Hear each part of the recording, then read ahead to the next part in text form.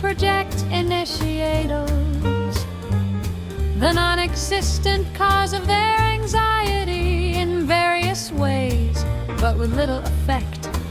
In fact, my explanations have often been overly detailed, creating more burden for them, and I have ended up being hospitalized multiple times.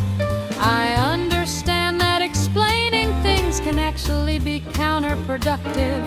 Quietly observing and creating a supportive environment are more effective, but I can't bear to see the person who initiated the proposal suffering from frustration. Please reconsider my guidelines once again.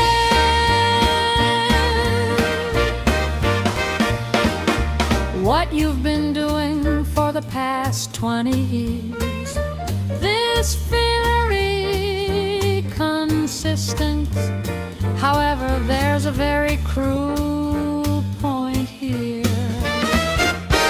There are types of problems where even if you pose it a cause for an unknown reason and provide an explanation, it doesn't improve.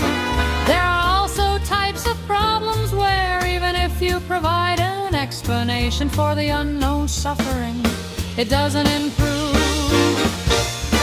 There are also types of problems where even if you provide an interpretation for the existing cause, it doesn't prove. And you spent 20 years confirming it firsthand. Therefore, you spent 20 years imposing it on others firsthand. Moreover, you spent 20 years confirming it firsthand. Your exclamation was probably logical, thorough, organized, cause and effect, and provided meaning to the situation. However, on the other side, burden occurred before understanding.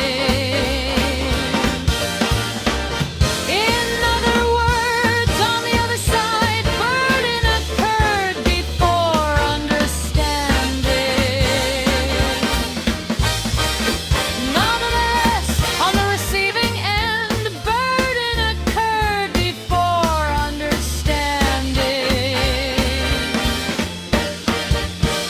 Number of elements, abstract concepts, causal relationships, self-understanding requirements, future predictions.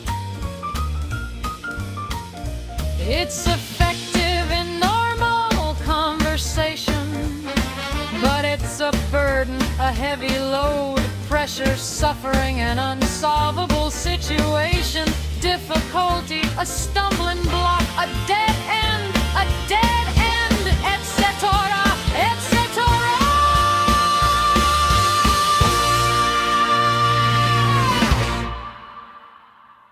And here's the troublesome point.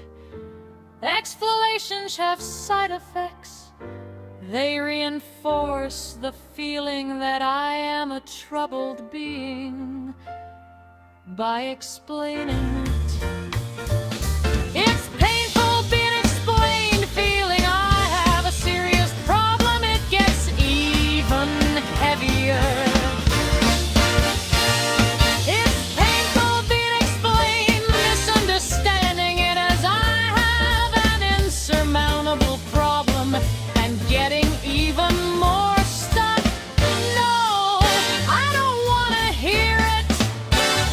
Misinterpreting it as I must be beyond saving, and then, and then, ichimai, nimai, sanmai, shimai. In other words, you may have unintentionally reinforced your attachment or conflict. However, from your perspective, you often often find yourself in a conflict between the desire to intervene and the harm of intervention. You see someone suffering, you try to figure out the cause. You want to help, but explaining things only makes things worse. Let's re-examine your guiding principles. Sergeant, let's look at the map. Don't treat bad moods as a problem to be solved.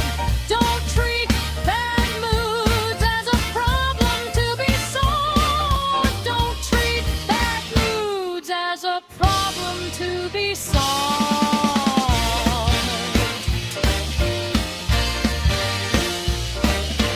This is quite important. Being in a bad mood doesn't automatically mean an abnormality that needs immediate correction. Redefining